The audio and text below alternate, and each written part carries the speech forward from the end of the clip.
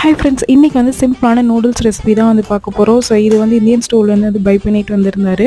So லவனீத் கேட்டான்னு சொல்லிட்டு வாங்கிட்டு வந்திருந்தாங்க. நூடுல்ஸ் வந்து நாட் ஹெல்தி தான், பட் இருந்தாலும் கிட்ஸ்க்கு மந்த்லி ஒன்ஸ் வந்து கொடுக்கலாம். ஸோ ஆசைப்பட்டு கேட்டாங்க அப்படின்னா இது ரொம்ப சிம்பிள். லவனீத் காரெல்லாம் சாப்பிட மாட்டார். அதனால வந்துட்டு எண்ணெய் ஊற்றிட்டு நம்மளுக்கு சின்ன வெங்காயம், கருவேப்பிலை அது மட்டும் போட்டு நல்லா தாளித்து விட்டதுக்கப்புறமா அந்த நூடுல்ஸ்லேயே வந்துட்டு நம்மளுக்கு மசாலா பாக்கெட்ஸ் வந்து கொடுத்துருக்காங்க.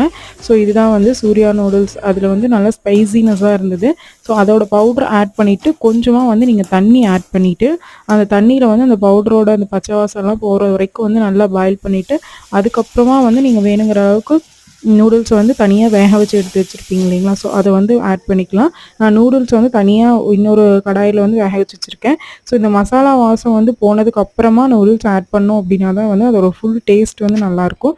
ஸோ அவ்வளோதான், மிக்ஸ் பண்ணிவிட்டு நம்ம சர்வ் பண்ணிடலாம். மேலே வந்து நம்ம வேணும்னா பெப்பர் தூவிக்கலாம். ஓகேங்களா? ஸோ ட்ரை பண்ணி பாருங்கள்.